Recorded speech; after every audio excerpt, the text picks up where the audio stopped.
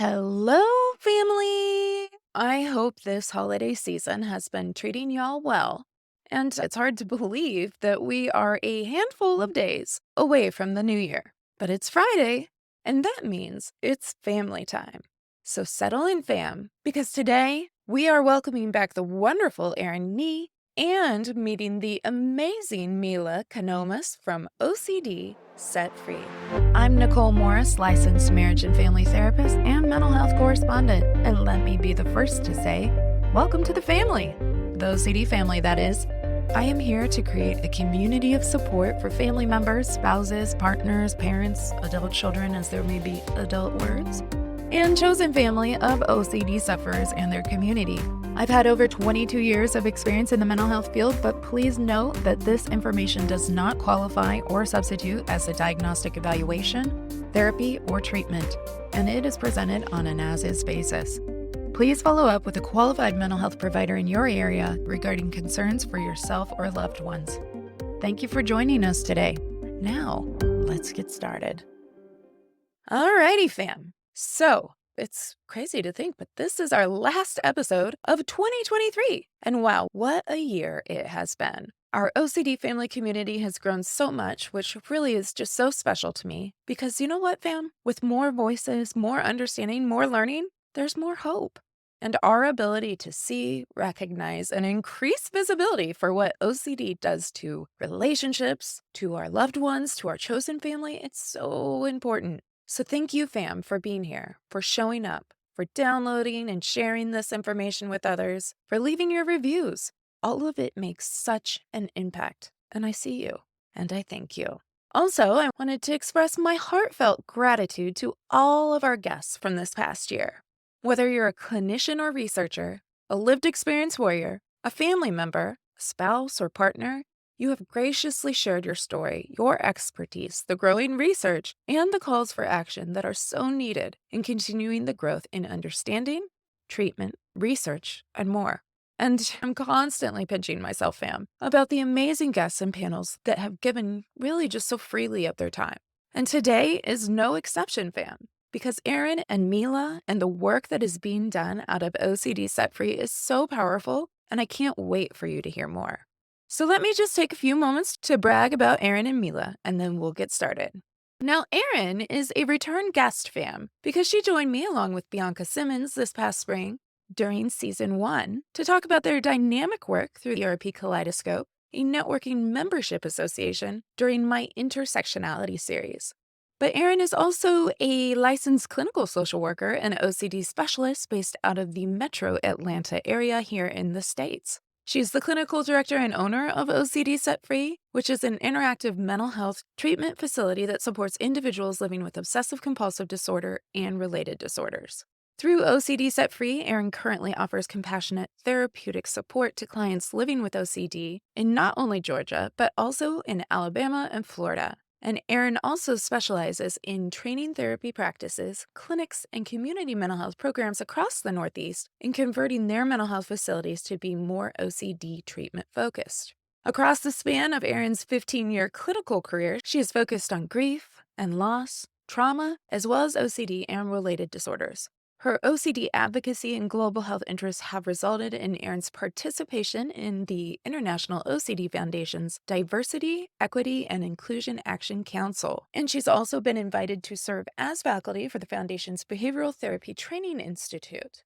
And as I mentioned just a few moments ago, she is the co-founder of ERP Kaleidoscope, a networking membership association for BIPOC individuals living with OCD and BIPOC therapists who treat or are interested in learning how to treat OCD and obsessive compulsive spectrum disorders. Ultimately, though, Erin's biggest reward is seeing all populations, all fam, embrace uncertainty and benefit from successfully treated OCD. And so we are so happy to have Erin back with us and to also welcome Mila Konomos.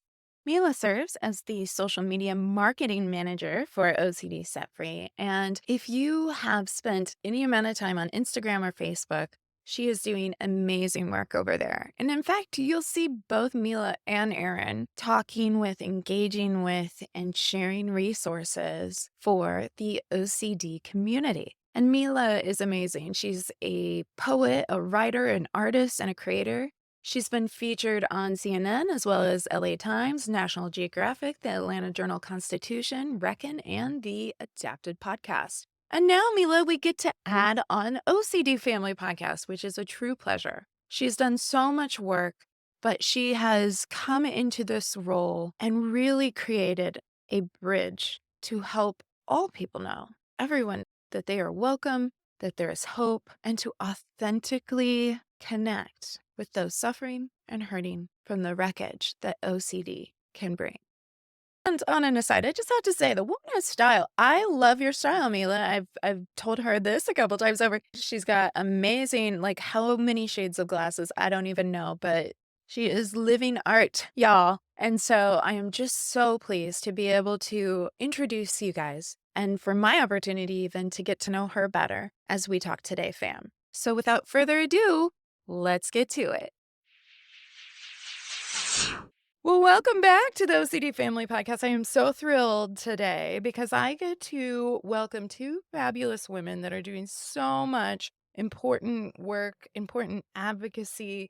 And I am just beyond honored to have you both with us today and introduce you guys to the fam. So I am introducing both Mila Konomos and Erin Nghe from OCD Set Free. Erin, you might recognize her voice at the very least because she was on last season to talk about ERP Kaleidoscope that she has created with Bianca. But today is about the amazing work that Mila and Erin have cultivated. And so, first of all, welcome, ladies. I'm so excited that you're here. Thank you so much for being here.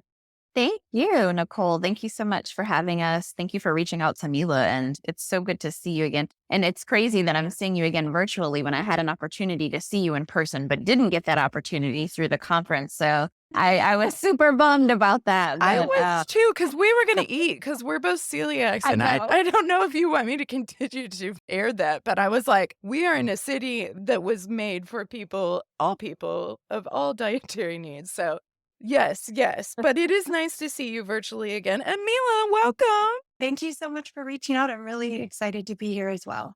Absolutely. So, fam, if you've been around, especially Instagram, not just Instagram, but I see you guys pop up. I hear your voices. Mila, you are, please correct me if I'm wrong in terms of the actual title, but you're like the social media manager for OCD Set Free. Is that correct? Yes, that's correct. Yeah, so she does amazing informational reels. There are different infographics that get put out, but we also get to see Erin's beautiful face as well. And Erin, I think I saw you, at least I saw OCD Set Free. Maybe it was a combo of the both of you going live. They're like, OCD Set Free is going live. I was like, you go, ladies, you go. And so I'm so excited to have you here today. And if you don't know what OCD Set Free is, it is a practice. It's based in I know that you work in more than just Georgia, Erin, but would you say it's based, kind of the home base is in Georgia for OCD Yeah, Symphony? Yeah. the home base is the metro Atlanta area, but we definitely service people across Alabama, Florida, and Georgia in terms of the lived experience side. And then in terms of training clinicians, it's across the Northeast. Yeah. Awesome. Awesome. So even though they have that satellite office in that greater Atlanta area, they also have a great social media presence that isn't exclusive to just the clients that they service and that are really having access to hope and recovery from OCD. And in fact, the name OCD Set Free, because I love the name. And it's such a perfect because you can feel such bondage. You can feel so trapped, so isolated. And the fam here knows it because many people are sitting there and just looking at their loved ones and going, oh my gosh, yeah, we're stuck in this. So how did you come up with the name OCD Set Free? I love it.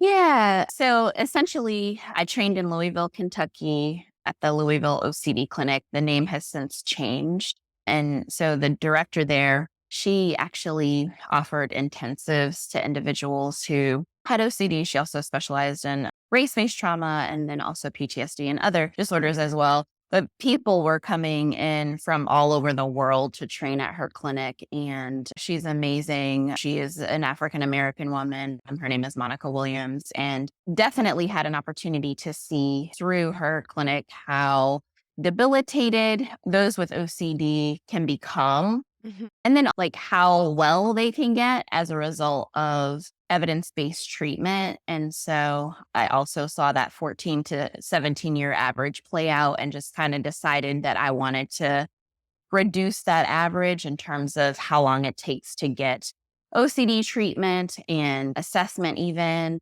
And so my home base has always been here in Metro Atlanta for my adult life, and decided that I wanted to focus my practice on OCD treatment just because it was just so rewarding to see Mhm. people make such great changes through the treatment process. And so decided that I would name it OCD set free because, that's what individuals want. They want to be set free from being in bondage as a result of having OCD. And it's definitely been a labor of love.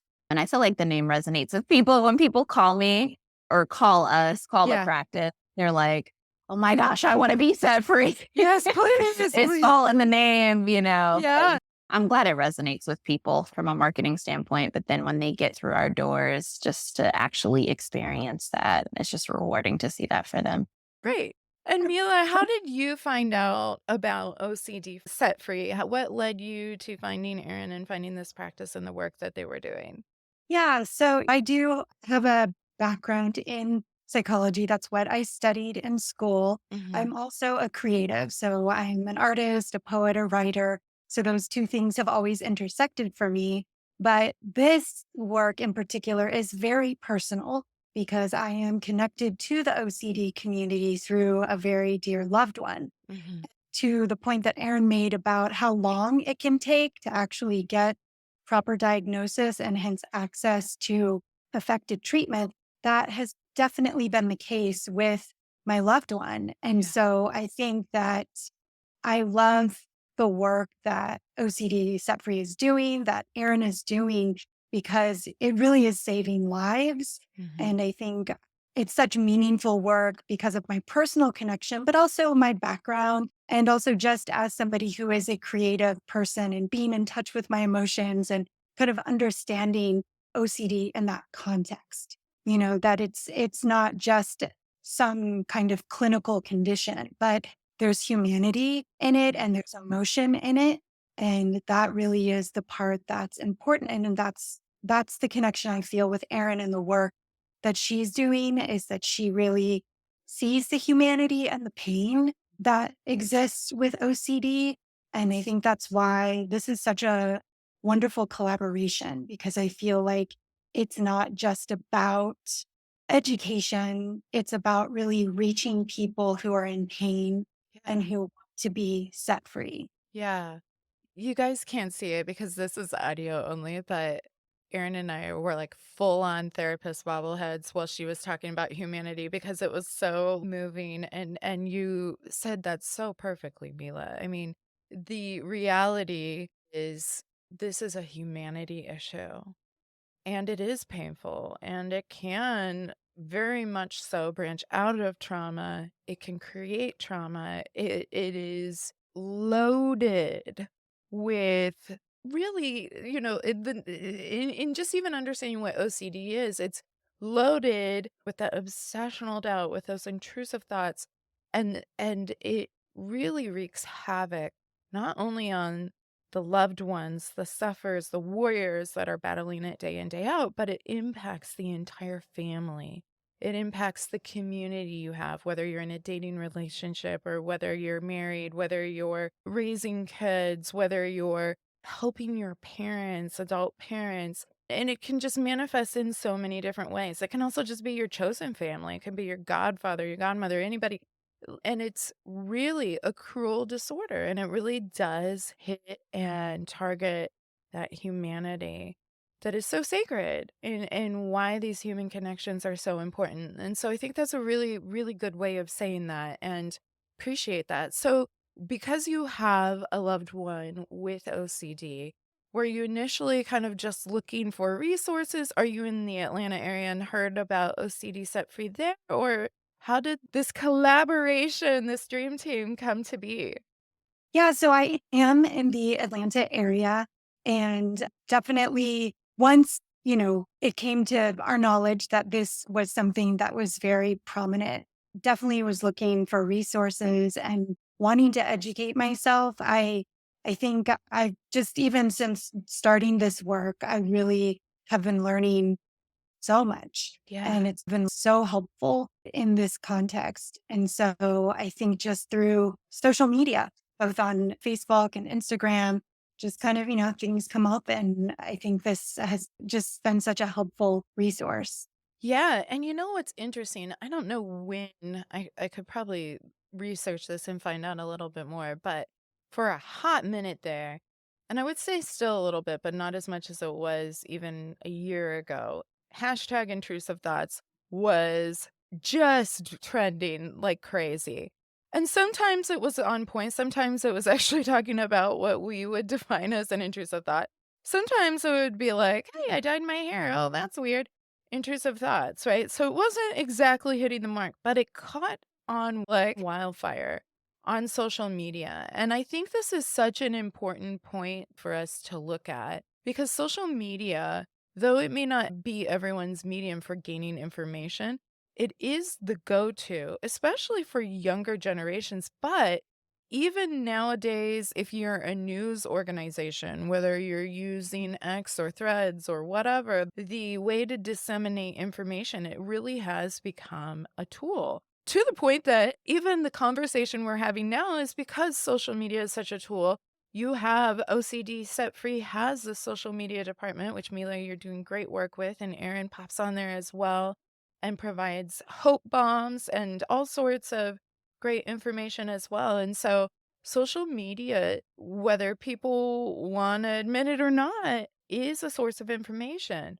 But social media, even though not all the information is always accurate, right? We always have to kind of consider where people are getting their source information and if they have research based sharing or if they're kind of just coming up with their observations, which isn't wrong. They're allowed to share their observations, but it doesn't mean how they're defining intrusive thoughts, how they're defining OCD is how we would look at it as this really crippling disorder. And so I think that social media can get a bad rap, but also there's so many people that are like, I didn't realize I was dealing with that. And just hearing someone share their authentic, transparent experience, they go, oh my gosh, I connect with that. That's totally what's going on here. And so this community is much like you, Mila, in that they come and many, many folks have found us just going, I need more support and resources. And so it is really, really important. I love that you're doing that. And so what were some of your initial goals? I'm sure you probably already had the platform trying to like be up and running for social media, Erin, in terms of OCD set free, but what were your initial goals in starting this collaboration together and kind of thinking about where do we want to see this go and grow? Yeah, yeah. I mean, I think since our inception or the inception of the platform or being on the platform, we have always been focused on the educational side for all people and, just really wanting OCD set free to put out accurate information because I think that's an unfortunate part of social media is that sometimes people are getting misinformation about what OCD actually is. And also reducing stigma has been a major focus of ours from the very beginning. I would also say, even prior to working with Mila, we have been focused on diversifying what Mhm. content is put out there about OCD, just so that all people can turn to our page and feel like it's a resource, including communities of color, but all communities, honestly, just wanting the OCD population in general to feel like, okay, I can see myself represented in this page no matter how I look, whether it be I have a disability, whether I am culturally different or practice a different religion. We've really tried to be intentional. Mhm. And so that's been a great reward for me. Prior to Mila, I worked with another designer and social media person who wasn't a person of color. And she was so amazing about just diversifying what was out there. And so I just really appreciated that. Yeah. And I also appreciate that in terms of working with Mila as well. So, Yeah. And Mila coming in from the side of going, I want to learn more resources so that I can be aware and helpful for my loved one. How did that shape your voice and your artistry in sharing with OCD Set Free? I'm sure it had such a fundamental impact, but would love to hear how that really blossomed in the work that you were able to bring to OCD Set Free because you know what was going to be helpful for you. You're also going into it with the mindset of other people may need this or they may need something else. And so how did that impact your filter really of how you were going to amplify your voice in this venture? Yeah, I think at the core of any work that I do that's creative kind of goes back to what I said initially, where I think it's so important to appeal to a person's humanity and their emotions, and visuals have the power to do that. But I think what I'm always thinking when I'm creating this content is thinking about individuals and wanting them to feel seen and wanting them to feel understood. So, thinking about whether I'm thinking about individuals with OCD or family members or the community at large, Mhm. like what is going to help people feel understood and feel like their experiences matter. And to what Erin said too, I think because of all of the misconceptions and misinformation out there, whether it's misrepresentation in media and entertainment or in literature, whatever it is, I think that is also another motivation because as somebody connected to the OCD community through a loved one, I have realized more and more just how many biases and misconceptions I've carried all these years. And I think even not recognizing what OCD was and therefore not being able to support my loved one in the way that they needed, you know? Yeah. And so I think that is a huge motivation as well, is really wanting to put, like what Aaron said, put the truth out there, put accurate information out there. But I think, again, at the core of that, though, is the humanity that's Mhm. in that and making sure that when somebody encounters OCD set free, it feels like a safe space. It feels like a welcoming space. Yeah. And like what Aaron said, for all communities, but I think again, for that experience of suffering and pain and making sure that that feels held and that feels understood. Because I think honestly, for me personally, that's something about OCD that I didn't really fully understand Mhm. until I started working for OCD set free, to be honest. Like I think the painful suffering part of OCD set free is something that I think the general public doesn't really understand at all. Right. And then when you add more layers to that, it's really difficult to get to that part of things. And so I think that that is something that also really influences and informs the work that I do, trying to bring that to light, trying to bring that out into the open. Because I think, again, if somebody doesn't know that they have OCD, but they're suffering, they're in pain, maybe they're scrolling through and they encounter something that resonates with them. And maybe they don't know yet, but it could be a point of entry of like, that resonates with me. Wait, what? Right. That's OCD? Right. Really?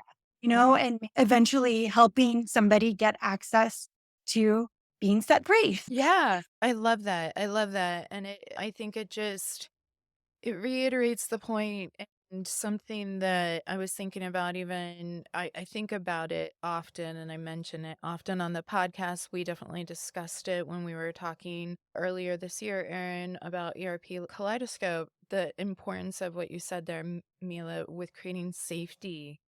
And for so many folks, the conception or misconception rather is that having things color coordinated and organized and having these quirks and preferences, that's OCD.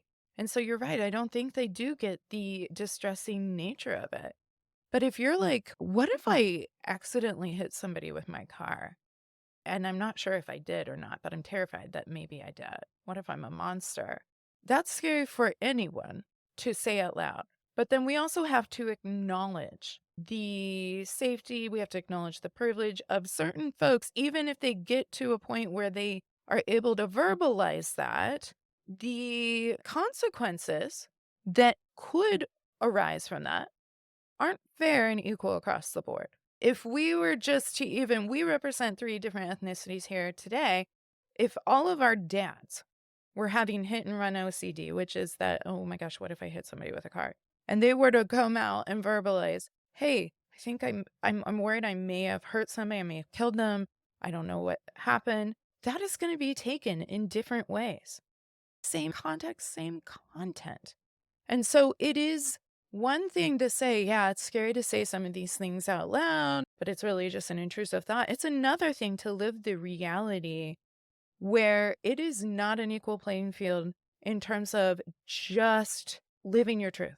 And so I think that's a very, very important thing to consider when we talk about creating safety, when we talk about being able to access treatment, when we think about even being able to lean into your family or your community and go, hey, this is where I'm struggling. Because that's where a lot of people are going to start. They're going to start in their family unit or with their roommate or their cousin, somebody that they're very close to. And likely that person has been absorbed, whether they want to be or not, into what OCD is doing because, again, it impacts the relationship, it impacts the community. And so it's such a huge, important piece, and really where we wanted to start today in talking about social media as a tool for creating that OCD awareness, that education, increasing access, but also increasing safety. And I know that that is a huge, even as Mila was saying it, Erin was like, yes, I could see it on her face. And it's such an important piece too. So would you want to add to that, Erin? Because I'm sure you have so many different thoughts when it comes to how do we create safety? What does that mean? I mean, I just want to go ahead and say I'm so grateful for Mila Hmm. just because, you just said on my face, you could completely see how I appreciated what she shared about safety because like I don't have to explain. Like Mila can go in if she knows exactly what needs to be conveyed. Hmm. I'm just so grateful that she understands this discussion around safety for BIPOC communities because she does this every day and her own advocacy work. And so I think she's just able to convey, she's an amazing writer. So she's just able to convey just the importance of that safety in so many very creative ways and meaningful ways. Yeah. I think this conversation is very interesting because safety can be communicated through social media by all practitioners. I think that's the important discussion that I think we can have Yeah. because the second that somebody looks me up, they know what I am about. Yeah. And my page, my website itself, it doesn't have a ton of stock images, right? But some websites do. And so safety begins there, Hmm. right? Like who's being represented at this practice? Am I safe based on these images? Does this website say it's okay for me to even reach out for help? Yeah. And so, yeah, I think that's just my call to action for all clinicians is to just really think about, okay, what does your social media convey? What do your websites convey? Like, are you saying, hey, I want you here. You belong here. You deserve to get better. I want to help you get better. I don't want to say that you, a whole community, are outside of my scope of practice just because I haven't worked with a ton of you, Right. right? Or people that look like you. Right. It's so hard to make that first phone call, Nicole. You already know. Yeah. Like that first phone call, even to search for OCD treatment providers Yeah. Yeah. or intrusive thoughts, to even begin to think about making progress is such a huge risk for these clients. Yeah. So by the time they pick up the phone, they want to know that, okay, like I'm allowed to be here. And so that can be done through all marketing content. Hmm. Yes, and not just allowed to be here. Welcome, welcome. Right. Yes, Yeah. Yeah. yes. Yeah, yeah, absolutely. I think language matters too. It's very important in terms of who are we talking to? Are we talking in an us them, or are we talking to we, all of us, right? And I see this particularly even this is an example that can be applied in a lot of different ways with neurodivergent affirming treatment and care, right? I have autistic children and I'm very aware of it, whether I don't think about it actually. It's just embedded in how I practice, how I treat, how I communicate. And I would hope, and I think kind of what I'm hearing from you too, Erin, and that is I would hope that we could communicate, all of us could communicate in a way, whether we are putting mindful thought into the images, the words, the impressions that we're giving, even on check your gender form, all of that, like this comes up. And so even the forms themselves, having forms available in more than one language, these things matter because it implicitly, even if you're not trying to, it implicitly draws some lines and says, oh, this is our space, right? And when you're in that much pain and you're surviving, you're looking for a lifeboat, and this is our space. Doesn't feel like you have a chance there, right? And that is, it's, I got cold chills because it just breaks my heart. I mean, I think it's so, not everybody gets it. And you know what? You don't have to get why that feels so cold, why that feels so isolating for folks. But here, folks, when they say it is isolating, because even if you don't get it, that means there's a problem to be solved. There's a communication to be had about how do we bridge in our understandings so that more of the family here has access to treatment and resources. And so you guys are really doing a beautiful job of creating just a very, yes, artistic through the words, through the images, through the reels, through the fashion. Y'all, if you guys, I just gotta brag on Mila again and let me know if I'm making you feel awkward. So dumb me too, but Mila's got style. So does Erin. The ladies are looking beautiful as always, but they didn't even know they were like in sync. They're color coordinated, but in their own with a mixture of like styles and patterns and textures, and I'm here for it. And so, Mila, in terms of how you even choose, how am I going to represent this? What vibe am I going to give this? How do you decide going into, because it's hard content. You're talking about hard content. You're talking about the intrusive thoughts. You package it in a way that is approachable. And how do you do that? Because these are hard concepts. These are hard, and you are fighting the misinformation of people thinking it's just organizing things to be compact and preferring things a certain way. So, how do you approach that process to be able to discuss these hard things, not only in your inclusive way, but in a way that feels approachable to anyone going and saying, I need help, I need more resources? A really good question. I mean, to be honest, I think a lot of like creative work like that is intuitive. Yeah. So for me, a lot of the times it is based on how does this feel? I know I talk about feelings and emotions a lot, but I think again, that's so core to our humanity. And that really is what people are seeking help with ultimately, right? Those feelings of discomfort, the feeling of uncertainty or lack of safety or feeling misunderstood. And so I think whenever I sit down, it is a process of trial and error, but I think a lot of it is just trying to create things that feel like you said, feel approachable, that there's a warmth there, that there's a sense of we're trying to pull you in, like we want to be here with you and Mhm. we want you to feel like you can talk to us. And so I think a lot of times when I sit down and I'm trying to create in my mind, it's like I'm thinking of what would make me feel safe? What would make me feel seen? What would make my loved one feel understood? What would make my loved one feel like this is a place where they can come and not feel judged and not feel like something is wrong with them, but that they're accepted here, that they know that they're not going to be condemned, but they're going to experience compassion. They're going to experience support.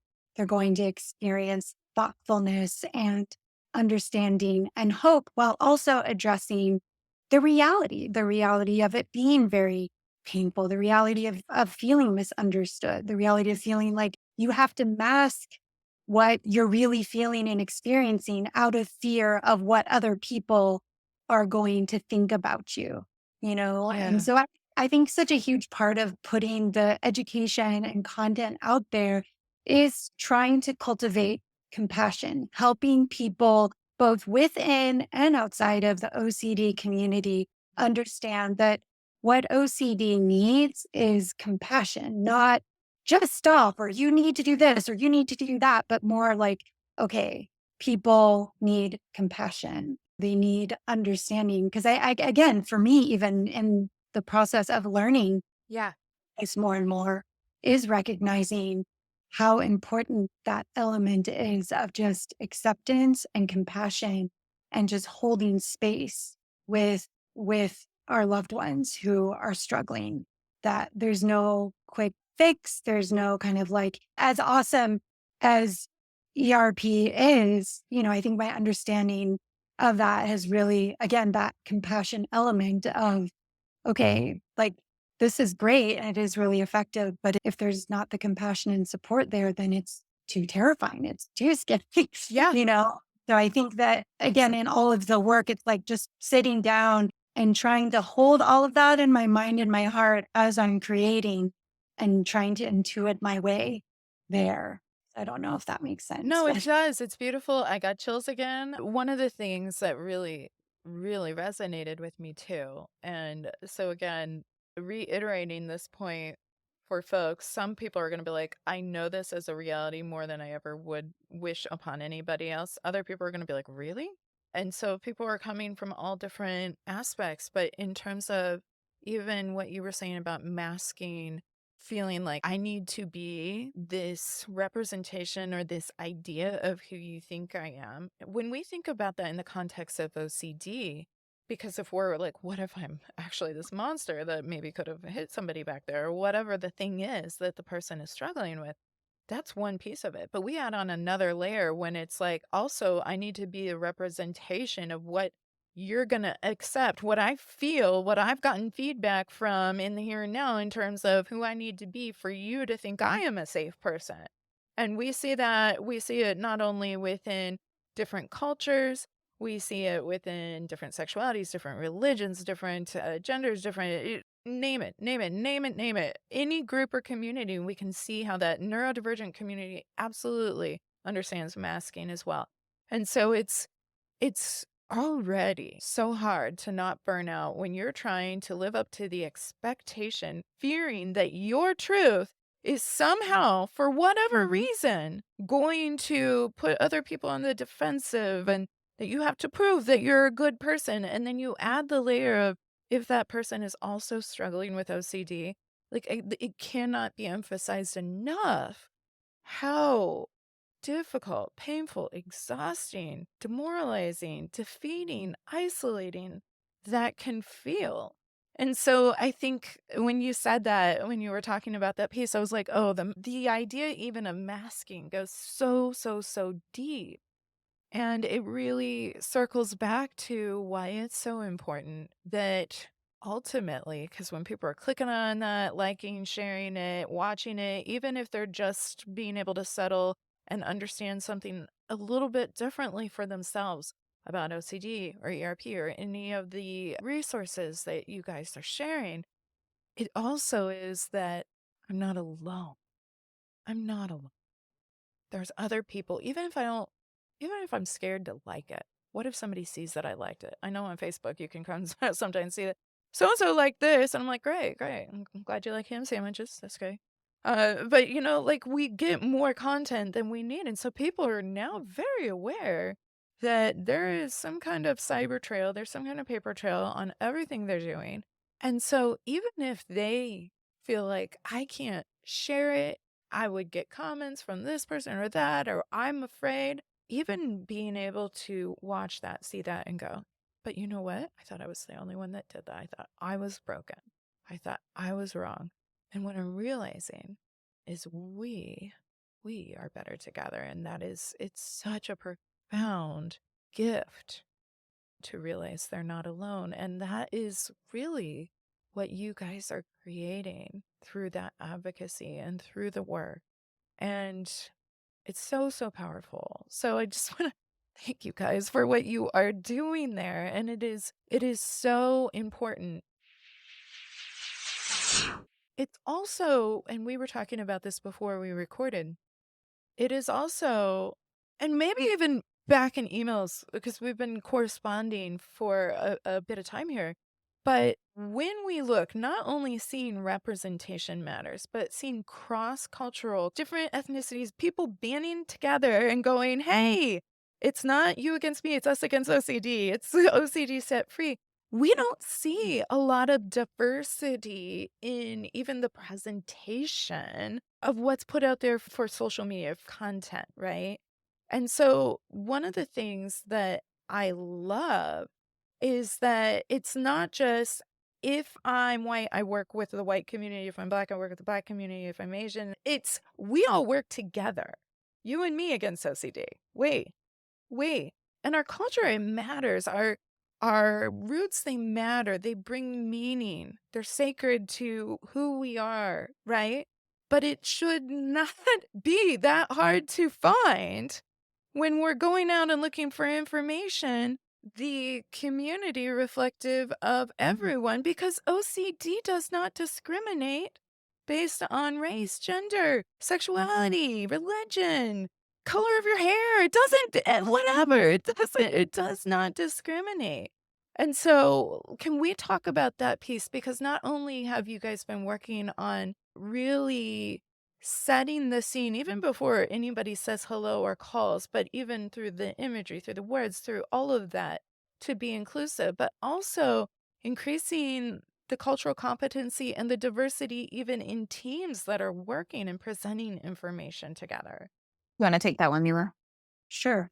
Yeah, I mean, I think that Erin talked earlier about the stigma around OCD, but I think it's also just like a stigma around mental health in general, right? Mm, For all communities, but I think each community has its own history of stigma, whether it's, Asian communities. And as you mentioned, I mean, gosh, there's like 70 different countries right.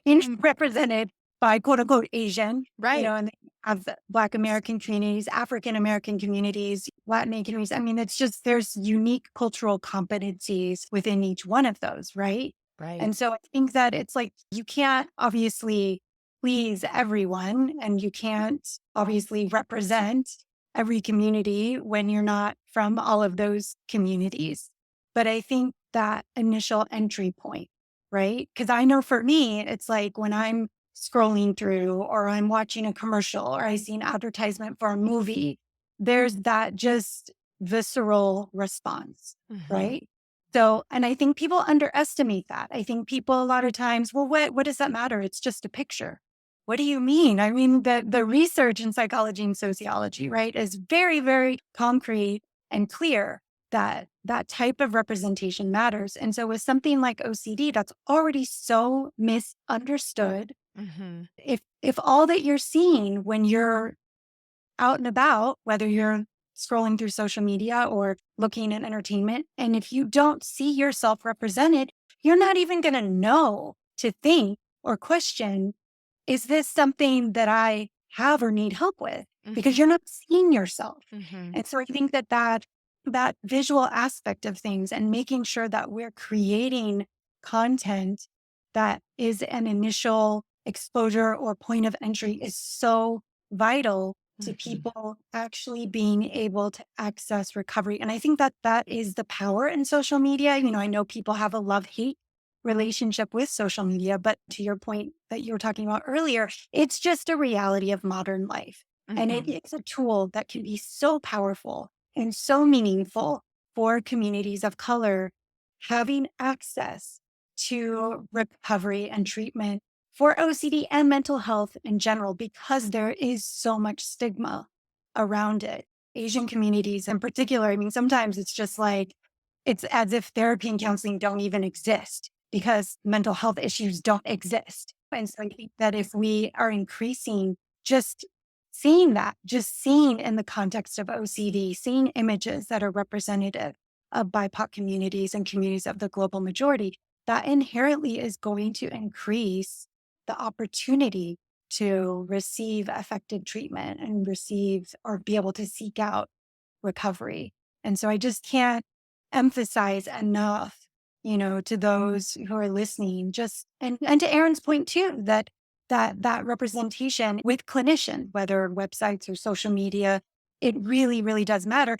And obviously not just the imagery, but the actual seeking out and obtaining actual cultural competency, Right. sure that the imagery is also supported by trainings and increasing one's cultural competency. There's a lot that I'd have to learn about my own community because of the stigma and the lack of representation and the lack of research and the lack of knowledge, Mhm. even around what Asian American communities face in the area of mental health. I think it's something where, because of the erasure and because of the lack of research or representation, I think sometimes even within our own communities, we're having to educate ourselves and educate each other Right. about what it means to struggle with mental health or what it means to struggle with OCD.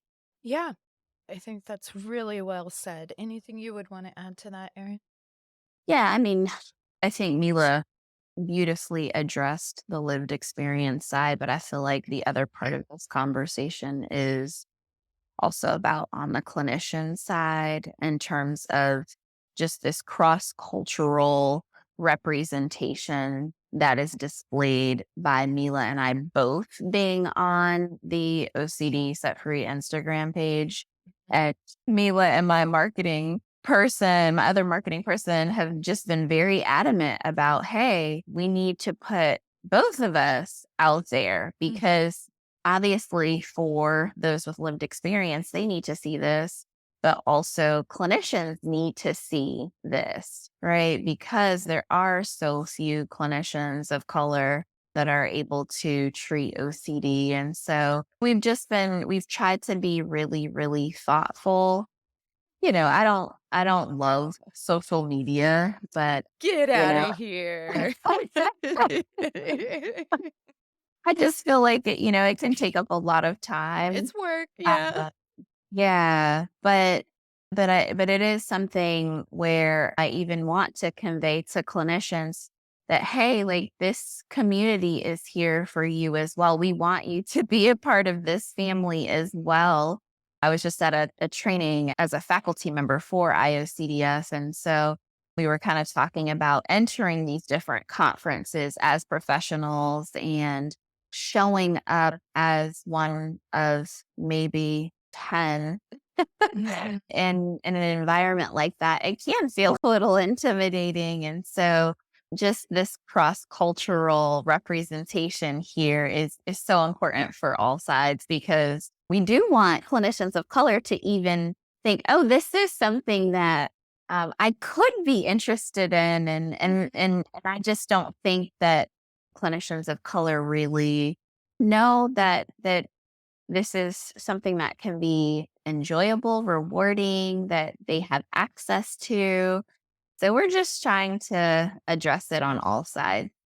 Yeah, and I think that's a really important point, and I've heard that feedback from both clinicians and people with lived experience going to the conference and going, "Okay, so I'm not seeing." You don't see, and it's not that you're saying, "I have to have this many people that look like me or share," because we might really disagree with each other and look just like each other. But the point is, the message that it sends is this a disorder for white people? And that's mental health at large too. Mila. And it's not even just with OCD, but you made that point, and I think that's so great. I am a white person. I grew up in a Christian household where mental health was really seen as separate from, and I think that's good in the sense of mental health and your faith relationships are separate, but often in growing up in this kind of region of the country too, the message was if you have mental health, then it's because you're not right with God. And we talked about that a little bit over email too. I think you called it churchianity, I think. And that's really stuck in my brain because I'm like, oh, I love that term. But for so long, it felt postured against religion. And I was just talking with Justin Hughes on scrupulosity OCD a couple months ago. And he was mentioning, and we talked about the statistic where it was something like 33% of people that do have lived experience of OCD have struggled with scrupulosity, which isn't always just faith based, it can be morality based, but is often a stirring that we see in people's religious faith, their value driven faith relationships. And so, even seeing that, like where OCD or not, and OCD can attack right to the heart of that. Yep, you're going to hell. Yep, you did the bad thing. Yep, yep, yep. But mental health at large is seen almost as the enemy at times. I do think that a lot of progress has been made since even when I was a kid and kind of the thoughts about mental health there. But at the same time, there is so much room to grow.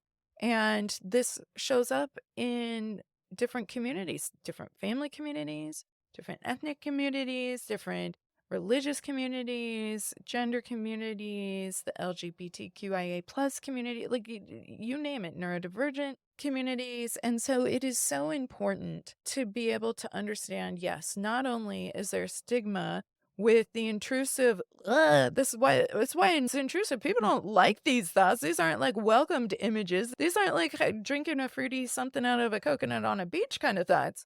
These are scary thoughts. And so that's one thing, but also then looking at mental health at large, having anxiety, going to somebody outside your family for help, depending on what the situation is, whether we need to take it to the school and ask for an accommodation or work something here, or whether we are like, oh no, I'm afraid there's going to be legal ramifications if I've been utter out loud, then I've had this thought. I'm guilty as charged, right? Like just by thinking it.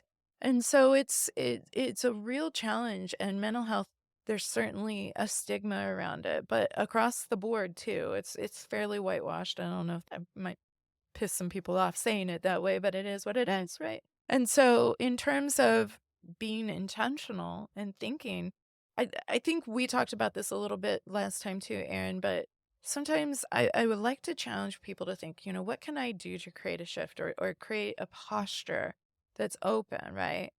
And so I like to challenge people with that. But often it's interesting. I'll hear people go, yeah, so what do I do to change that? And it's like, well, you can come up with ideas on how you can engage and open your posture. I mean, I can too, but that's part of the problem. We don't need to necessarily be able to tell other folks how to be open and just being empathetic to that. We need people to just act on it, follow through with that.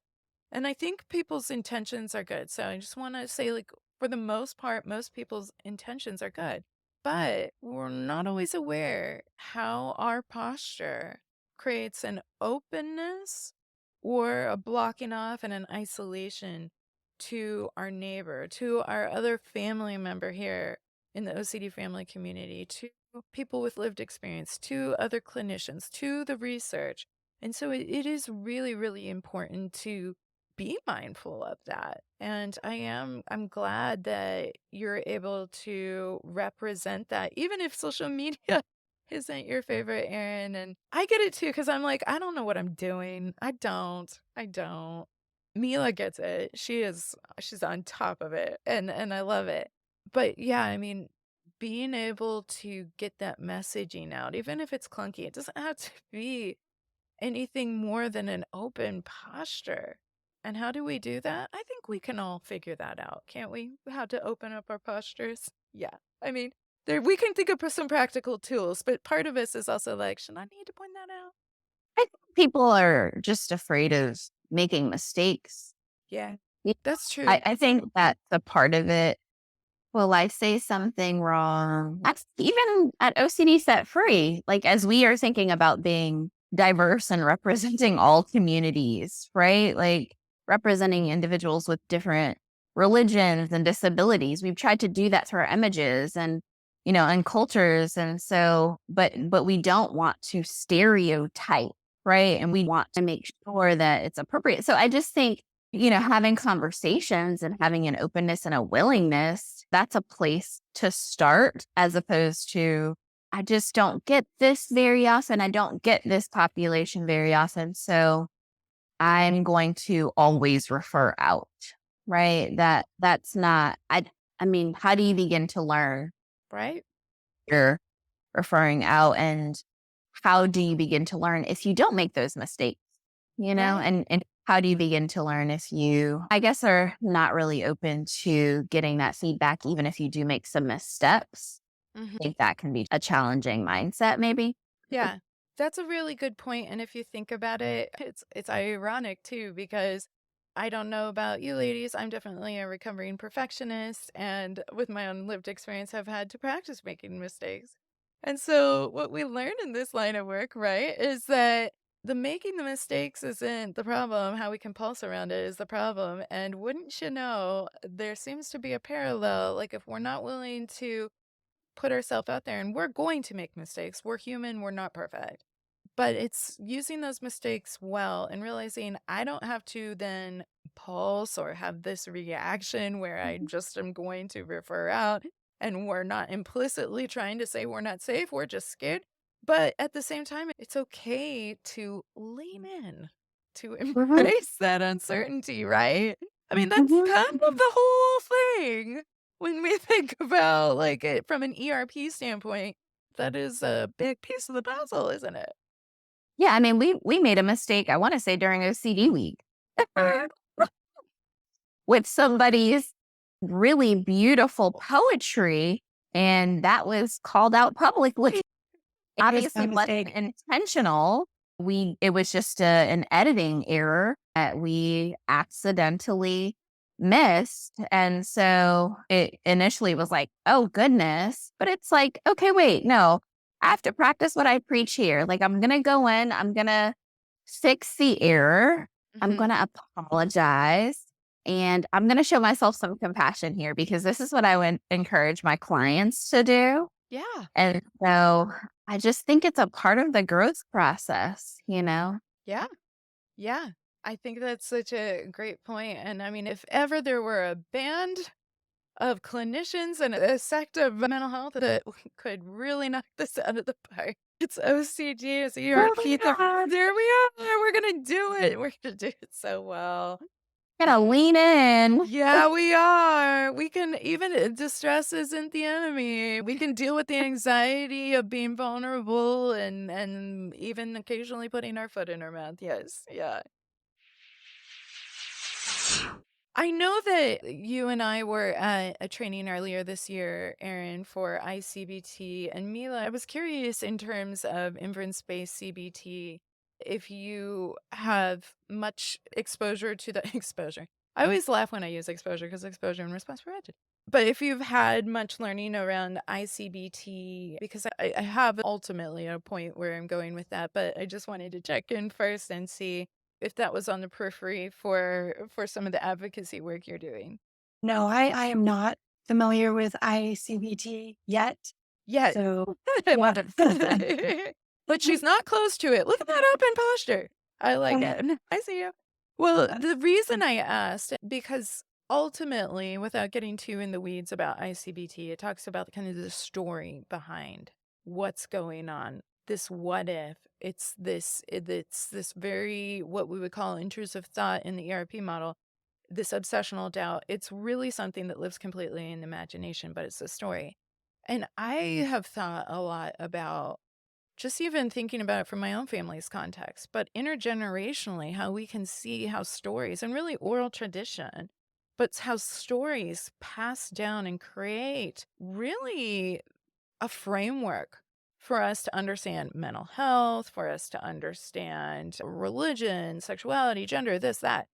And so I've like on a meta level probably nerded out of going, ooh, if I zoom out for this and think about this in terms of a story context, because so much of our modern day culture, even though it's more techie now, has emerged out of oral tradition, has emerged out of story. Some that's going to be like completely accurate, I'm sure. Some of it's going to be embellished because just like me telling a story, I can get real detail oriented, but it might get fairly on point, but I might embellish from time to time. And in terms of just how stories can play into treatment, and even as we talk about this sense of safety, this sense of community, this sense of togetherness, the roles that even some of the framework of our storytelling is coming from, because it really does impact then how we're likely going to apply this logic and how we're going to apply this experience into OCD, into these obsessional stories for the people who lived experience. Do you have any thoughts on that, Erin? I have definitely seen several accounts go into ICBT and maybe not even explicitly saying this is an ICBT topic or based out of ICBT. And it has been very fascinating, but we just haven't begun to think about how we want to infuse that into our work at OCD Set Free yet. I'm not saying that we are opposed to it, Right. but we're just dabbling in a little bit of ICBT with my clients. And I actually have found it to be very helpful. But in terms of just our social media page, we're just not there yet. And that's totally fine. I mean, that's fair. And I'll emphasize too, see that yet the open stance, all the gold stars, but it's what creates the difference. But also it's okay.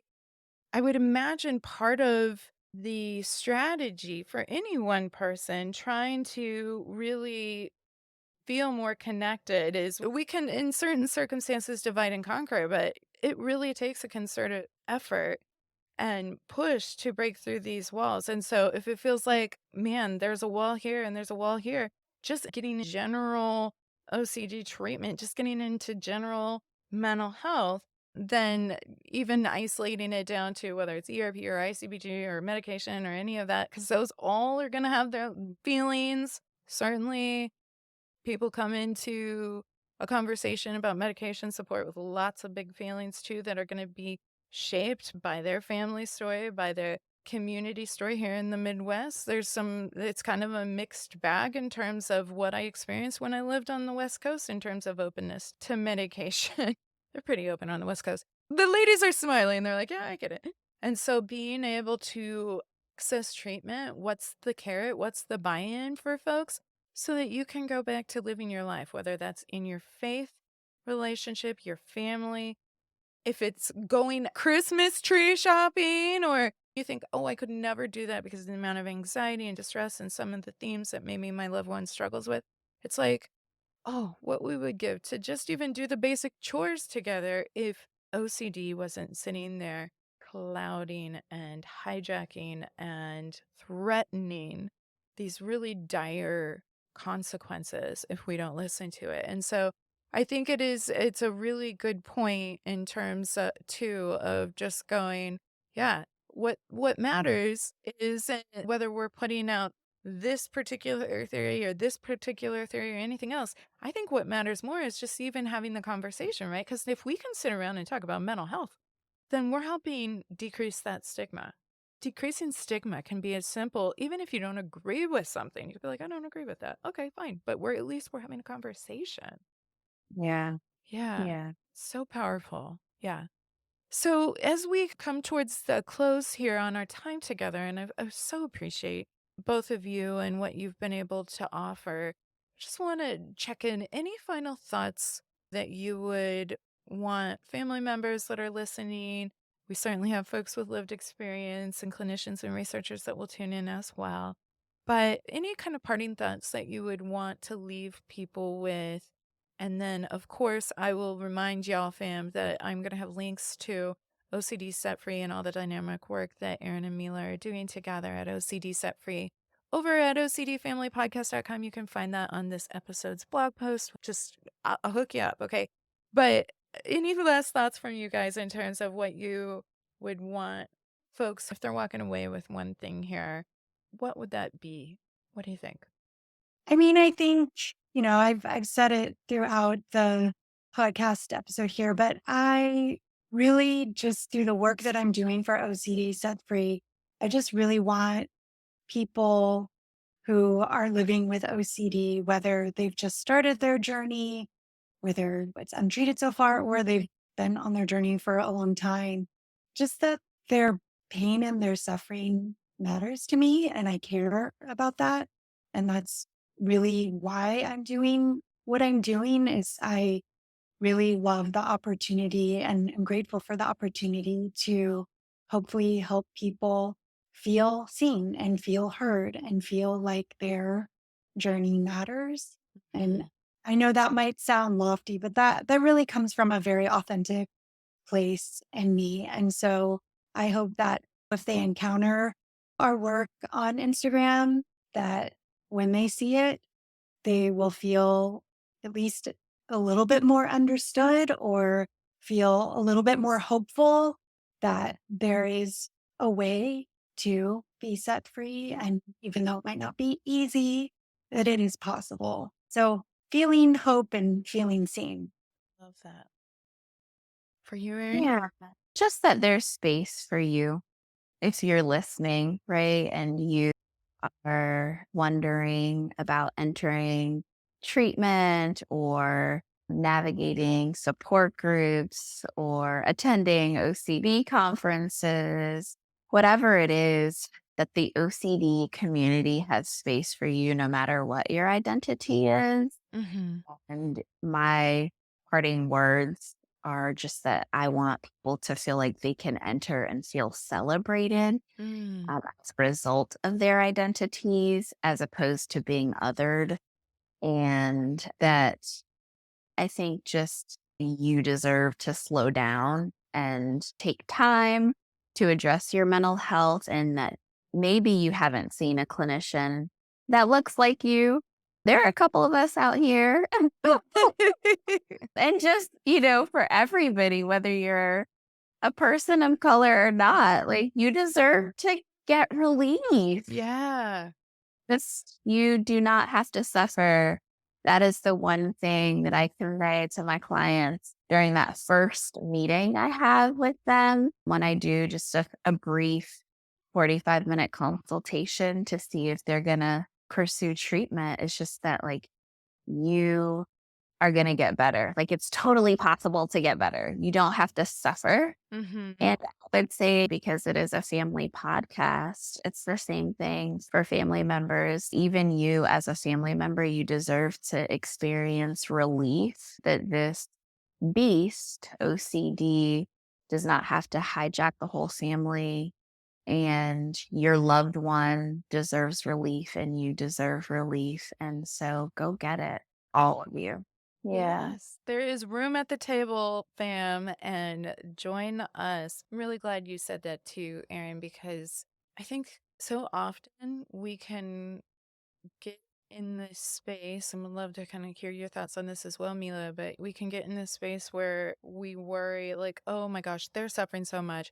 Yes, it's hard on me, but I need to help them. I need to do this. I need to sacrifice my needs to be able to support them getting through whatever they need to get through. And it's not one or the other, y'all. It's all. All of us can get through it. Your needs matter as well. And so I really love that emphasis. And I'm sure you can speak to that too, Mila, of even being in that zone of like, yeah, I mean, I feel and I wish that my loved one was not hurting, but I'm also hurting and I need to be able to have that support as well. Yeah, something that, as you were saying that I thought of too is even though I personally don't have OCD, I think everything that I've been learning through the work that I'm doing for OCD Set Free, it can help every, you know what I mean? Like in the sense of, I'm not saying that to minimize anything. But I just think that so often, again, that stigma, right? It creates this separation of like, well, that's you over there. And that doesn't apply to me. And even I think when we talk about cultural competency or understanding race-based trauma or whatever, it's like when we learn these things, when we open ourselves up to learning these things and engaging with these topics, I think the thing that always sticks with me is that there are pieces of each of us and all of these things and all of these experiences. And again, that's not to say that therefore I understand what it's like to be a Black woman living with OCD. I don't. But I think that when we can find those commonalities and those places that intersect, Mhm. there's so much power in that. It's not to minimize, it's like what Erin said, it's to celebrate those differences, but also to recognize where those differences can help us to connect with each other. And so I think even through this process of learning, even with my loved one, it's like what I'm learning is also helping me Yeah. to heal and to grow. So to your point, it's not exclusive. It's not just like, well, that's their struggle and mine is over here. While we have individual differences, that the learning and learning to connect with each other and understand each other, it benefits everyone. And I think that that's something that it's so nuanced and it's a difficult thing to talk about because I think sometimes people feel erased. Well, it's like you're saying that my experience is the same as yours. No, no, no, no. I'm not saying that at all. I'm not trying to erase your experience. I'm not trying to say that it's the same. I want to understand. Yeah. And understanding means we find a personal aspect that helps us to connect with the other person. So I think just even through this process, it has been difficult to navigate at times. And I'm definitely somebody, I think if I'm honest, it's like I'm somebody who can be very naturally accommodating because I'm so sensitive and I'm so like emotionally attuned. And so I think learning where the boundaries are and how to balance things. But again, I feel like the steps toward OCD recovery and treatment have taught me Mhm. how to have those boundaries and how to be compassionate and supportive without being overly accommodating, without enabling, you know? And so I think that these are all skills that anyone can benefit from. And I think that that's something that I didn't recognize until I started working for OCD Set Free, where it's like, oh, these are just good lifestyle. Yeah, no, I love that, and to your point too, and I think you are extremely mindful, and so I'm gonna hazard a guess that the community is also gonna be able to say, "Yes, we don't feel like you're stamping out our experience to share yours," and I'm so glad you shared yours, but I also think it's an important reminder for those of us with lived experience too, like, yes, what we experience is hard, but I can say even as a mom, my son has OCD. Oh, what I would do. Oh, what I would give more than even for myself to be able to, if I could change that for him, if I could protect him from having to experience that. And sometimes the feeling of watching your loved ones suffer and feeling powerless, especially in the beginning before you have more of those resources and tools to change it, that is no easy role. That is those are not easy shoes to fill. And so, well, I definitely hear you being mindful of the differentiation between those with a lived experience and the family members. Also, we gotta hand it to the fam here because those are not easy shoes to fill.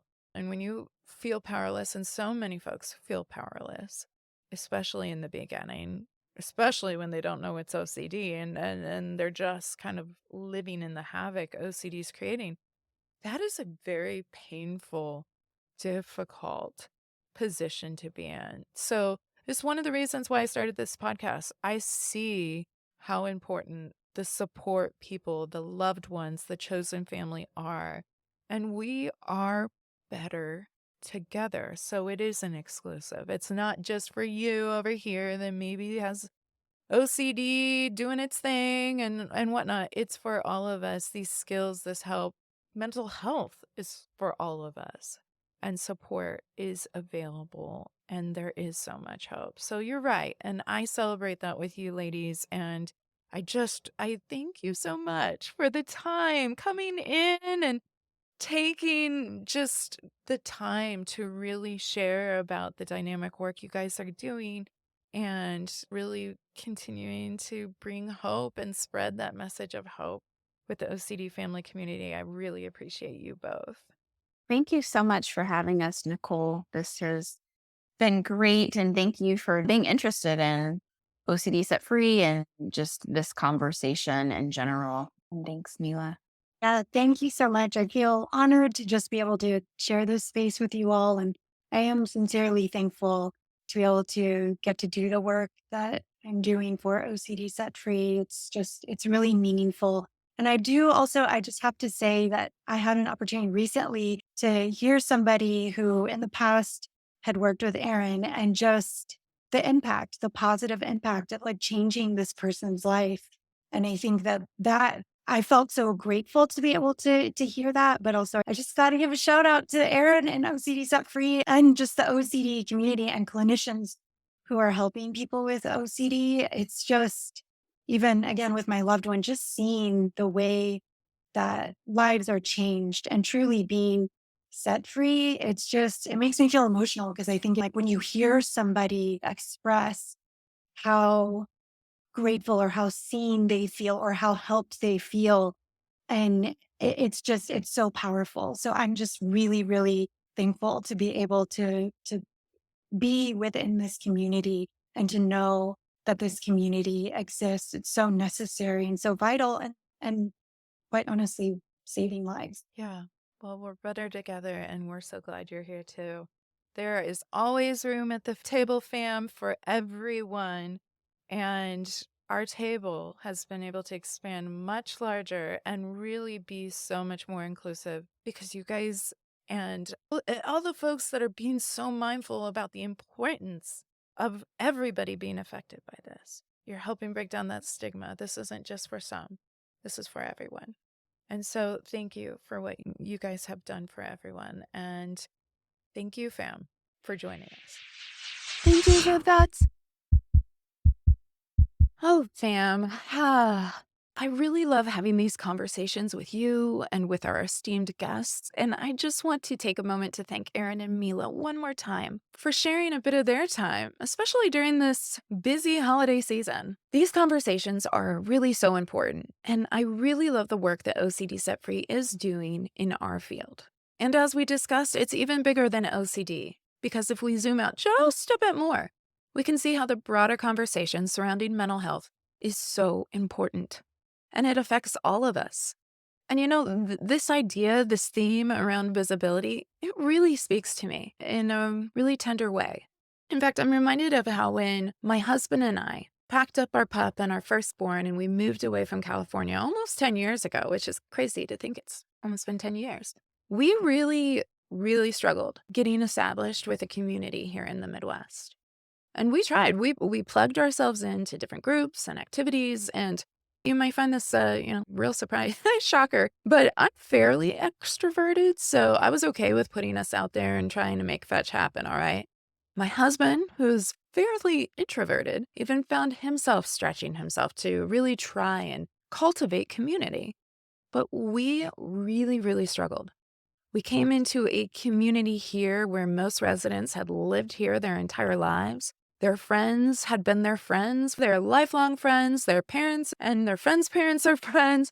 Their grandparents grew up together, used to go to school together, used to play t-ball together, whatever. And as much as we tried to integrate ourselves into the fabric of community, there really was a rawness to the pain that for all our efforts, we felt invisible, unseen, unimportant, forgettable.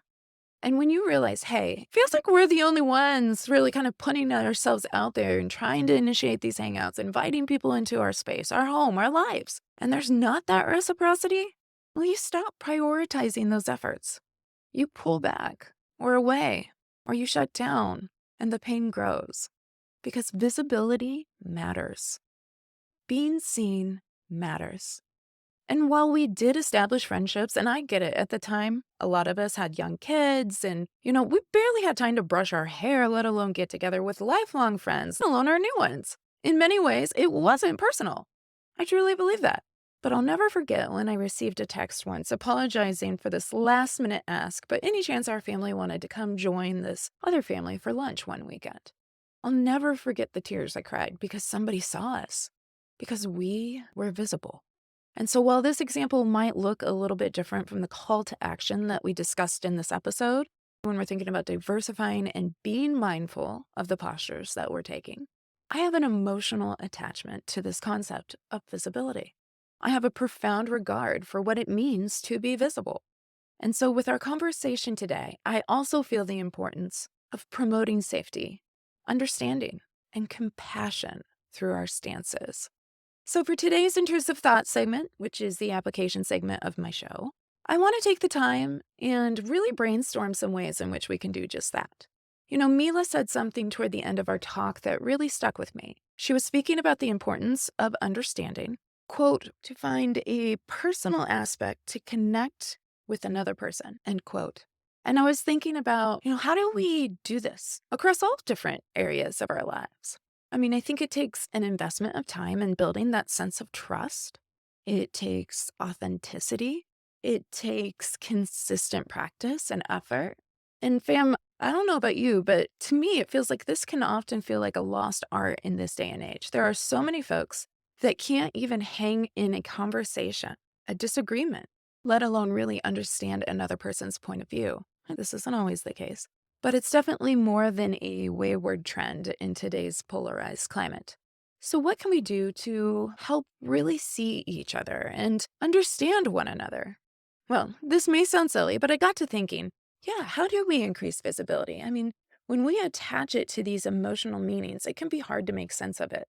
But what about visibility in a simpler sense, right? For example, when I was a kid, I loved to ride my bike, and we could stay out until the streetlights came on. Yep, I'm that level of old.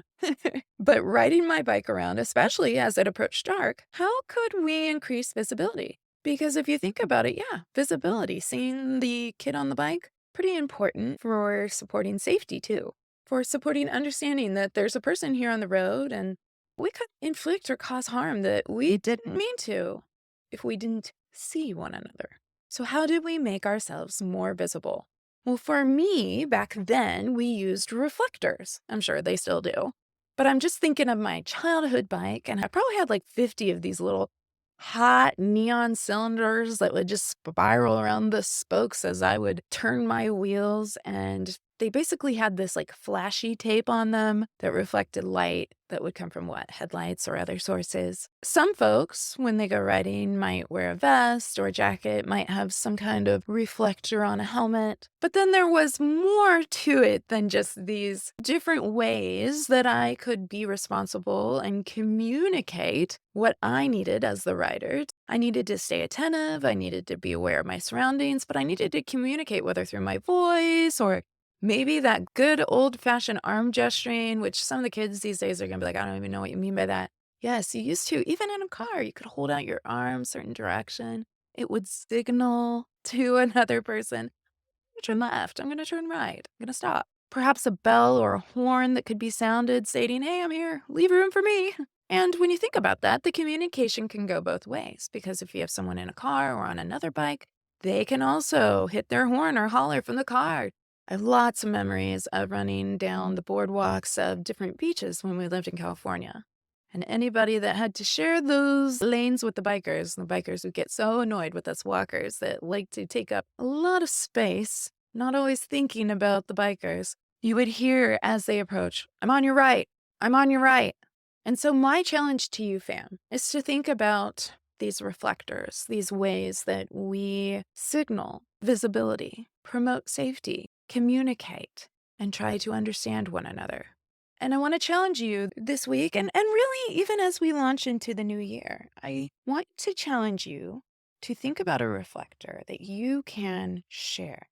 This might look like looking over your social media account or website and brainstorming what can you add to further expand your reach, to see who's left out here.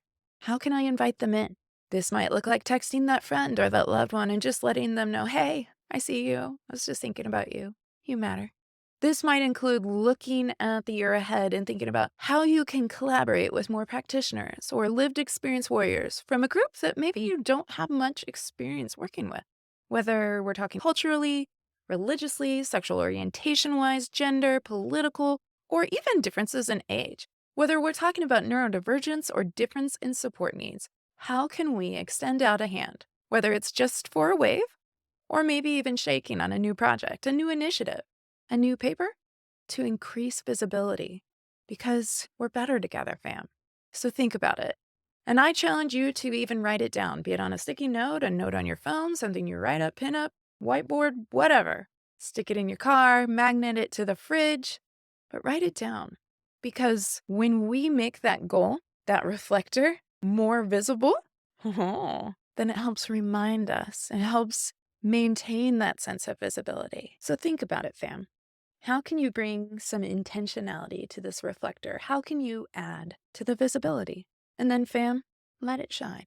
Because if you're shining, and I'm shining, and we're shining, then together, it looks like this next year could be pretty bright. So Happy New Year, fam.